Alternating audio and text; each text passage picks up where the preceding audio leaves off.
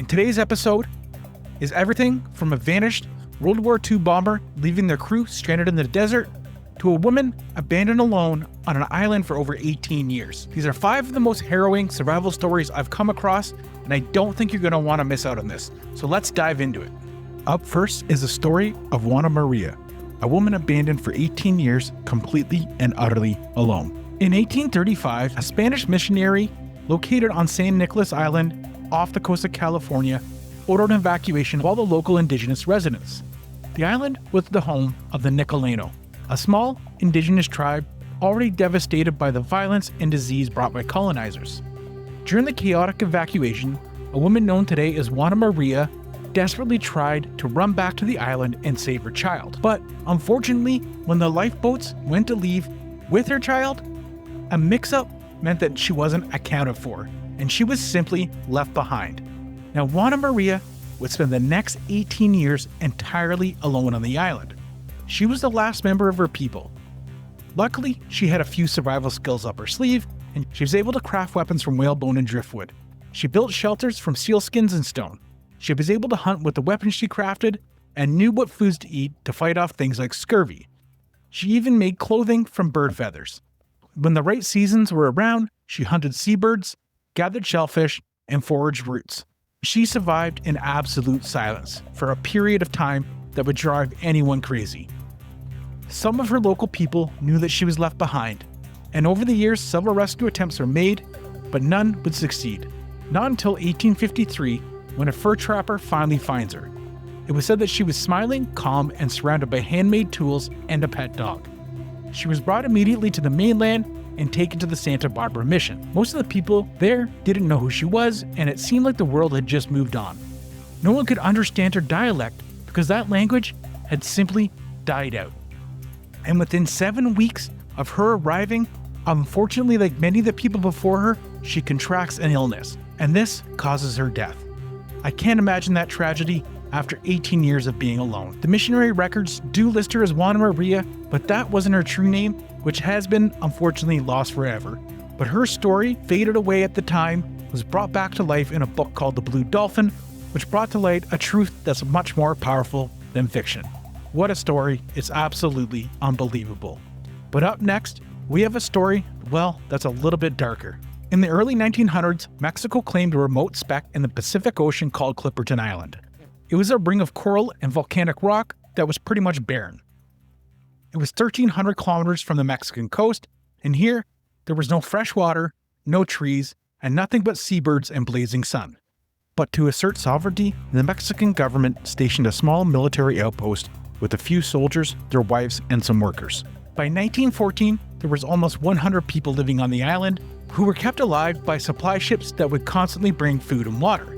But then, the Mexican Revolution erupted, and in the chaos, the supply runs simply stopped. Nobody came back. By 1915, they were completely cut off. The island had no fresh water, so the people became dehydrated and ill very quickly. The people on the island would try to survive by eating birds, fish, and even turtle eggs, but slowly disease set in, taking the lives of many. Not to mention the starvation that would follow soon after. Slowly, the command on the island completely collapsed. And one man named Victoriano Alvarez, who happened to be the last officer alive, declares himself ruler of the island. And unfortunately for the people in the island, he was an absolute psychopath. One by one, any of the men that were left either died from accidents, disease, or starvation, and some would say possibly even murder. And with the men gone, the women and children were left vulnerable. And over the next year, he would go on to terrorize those who remained, beating them, abusing them, and assaulting them in ways I can't even imagine.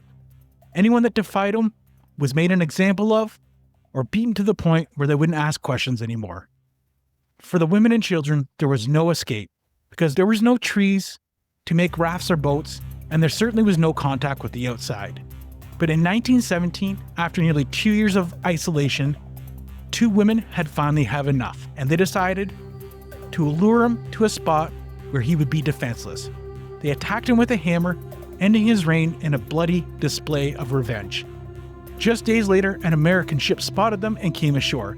By this time, sadly, only 4 women and 7 children had survived. Close to 90 people had died from starvation, illness, or the violence under Alvarez's command. Clipperton Island is a story of unchecked power in a survival situation, because when things got cut off, one man decided that he was going to take that power to fulfill all of his own dark fantasies. Just like in other stories we've seen, like the wreck of the Batavia, where you get an absolute power-hungry man take control over a group during survival and just unleash absolute horror on them. It's on the channel if you want to check it out, but all I know is the story of Clipperton Island is one of the most darkest and forgotten survival stories in modern history, and I hope to God I never find myself in a situation like that. Not that this next story is any better, because in April of 1943, a US B-24 bomber called the Lady Be Good vanished during its first combat mission over Italy. The crew radioed that they were low on fuel and attempting to return to their base in Libya, but then the radio tower was met with silence. Immediately, search and rescue is sent out, but they find no wreckage, they're unable to pick up any distress calls, and it was like the bomber simply disappeared. And for 15 years, the Lady Be Good was presumed lost at sea. That is, until 1958, when British oil surveyors flying over the Libyan desert spotted something unbelievable. The wreck, which was almost completely intact, lying on the open sand. But it was more than 400 miles deep into the Sahara Desert. The aircraft had overshot its runway by hours, flying right into the empty desert, and the crew was completely unable to determine their position. Eventually, the plane would run out of fuel, and knowing this, all 9 crew members parachuted out before impact and survived the landing. But unfortunately, the Sahara Desert doesn't forgive mistakes. Using diaries that were found on the crew, investigators pieced together what happened next.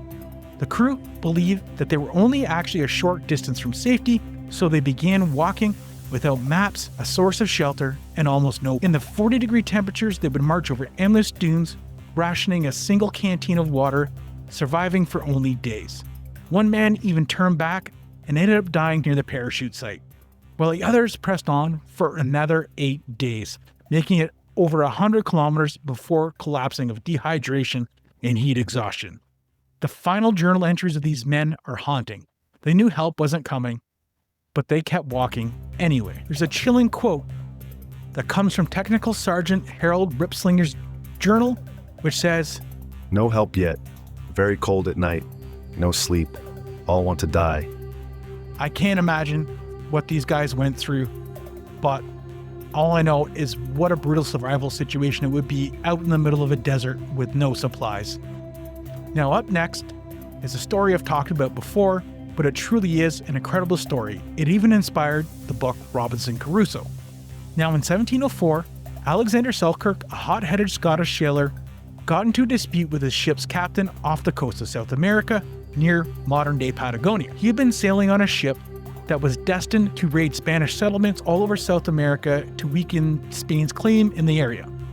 But the fleet that he sailed with had found themselves in a storm, and this is when Selkirk realizes that this worm-riddled ship is about to fall apart.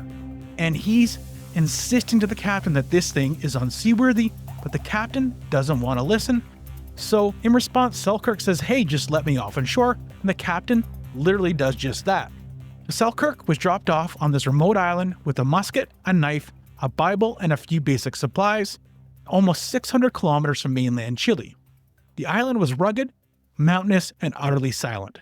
There was no people, he had no fire, and he definitely had no way off. The first night was said to nearly break him. As he laid on the beach, massive herds of sea lions came ashore, crying and groaning in a way that was almost deafening to hear, especially for a guy that didn't know what those animals were. And to make things worse, as he tried to sleep, there was a rat infestation that led to rats crawling and biting him all night long. But Selkirk took a breath and decided he wasn't going to give in. And within days, Selkirk began adapting. He built shelters from palm branches and hunted goats by hand. Now, sailors had previously visited this island, dropping off actually cats and goats. The goats were there so that sailors could pick them up to eat, and the cats were there also to control rat populations on ships, so they were just left feral to wander the island. Lucky for Selkirk, they became one of his main food sources. He knew how to tan skins, so he's actually take the goat skins and turn them into leather to help him really bolster up his shelter, he actually ends up domesticating feral cats to control the local rodent population to end the problem of the rats biting him at night. Over time, he actually mapped the island, forged tools, and even built a small homestead farm. He learned how to trap, how to smoke meat, and how to stay warm in the rainy winters. He would spend his time reading his Bible and singing aloud to keep his sanity.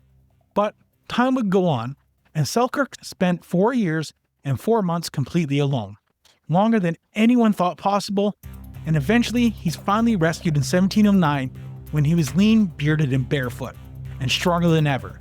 The sailors who found him were actually shocked, because he wasn't broken, he was thriving out here, and he even helped nurse some of the people on the boat that rescued him back to health by giving them fresh fruit and berries to fight off the scurvy. And it's not long after he boards that vessel that he learns that the ship he sailed there on, the Cinque Ports, actually fell apart and sunk and were never heard from again. What an incredible story to live off the coast of Patagonia for 4 years. It would almost push you to the absolute edge of insanity to have rats everywhere. I don't want to do it. But this next story is one of my favorite stories I've ever come across, and it's the story of Shackleton's expedition. In August of 1914, Ernest Shackleton set out to cross Antarctica with 27 men aboard the Endurance.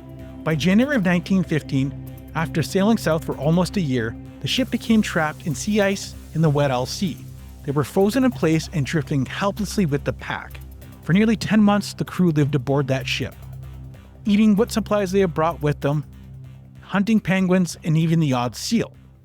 And their ship is trapped out here now, hundreds of miles from land, and the only source of shelter for them, if anything happens to that ship, like it burns down or sinks, they're completely on their own. And unfortunately, that's exactly what happens. After 10 months, eventually the pressure of the sea ice against the hull is just too much. The men desperately rush to get everything off the ship as they watch it slowly sink beneath the ice. It's here where they set up a small camp with what supplies they were able to rescue, subsisting on penguins, and eventually even those were running low and they had to turn to eating their own sled dogs.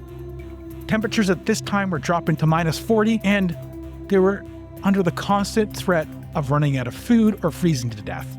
Shackleton immediately knew he had to keep this crew together and created strict routines for the men, and he would actually manage the camp by making sure if there was disputes between men, he would move from one tent to the other so things didn't get out of hand, which is something that's actually probably saved a lot of lives at the end of the day from keeping everyone together. Eventually, they know they can't stay where they are because the ice is going to break up as spring comes, or they're just going to run out of food eventually and starve to death. So they make the decision to head to a place called Elephant Island, which is almost 600 kilometers away. Now, if they were able to save some lifeboats and turn them into sleds or sledges and drag them across the ice, which was almost impossible for these guys, especially considering they really didn't have any sled dogs left. But eventually, as spring comes in and the ice floes start to break apart, they're able to get these boats into the water and paddle desperately for 7 days until they reach Elephant Island. And when they get there, things aren't necessarily any better because there's no source of firewood, there's no food, and there's nothing on that island to help them survive. The only solace was that the island was solid ground and not going to break apart underneath them. Knowing how hopeless their survival would be on that island, Shackleton makes a decision that would change the fate of everyone. He chooses 5 men, and he decides that they're going to take a lifeboat called the James Caird, which is only 22 feet long, and row 800 miles across the roughest ocean on Earth, the Scotia Sea. They're aiming for a whaling station on South Georgia Island, and this journey would be what most would call a death wish. But for Shackleton, I think he realized this journey was probably not only their only hope, it was the only thing that would give the remaining crew any hope of survival and maybe stop them from descending into chaos.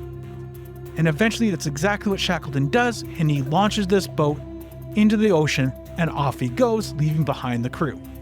He would battle relentlessly for 16 days with those 5 men, bailing water constantly out of the boat, chipping ice off the gunnels until eventually they make land. And things weren't exactly easy when they did, because they landed on an uninhabited side of the island and they had no maps, no gear, and absolutely no idea where they really were.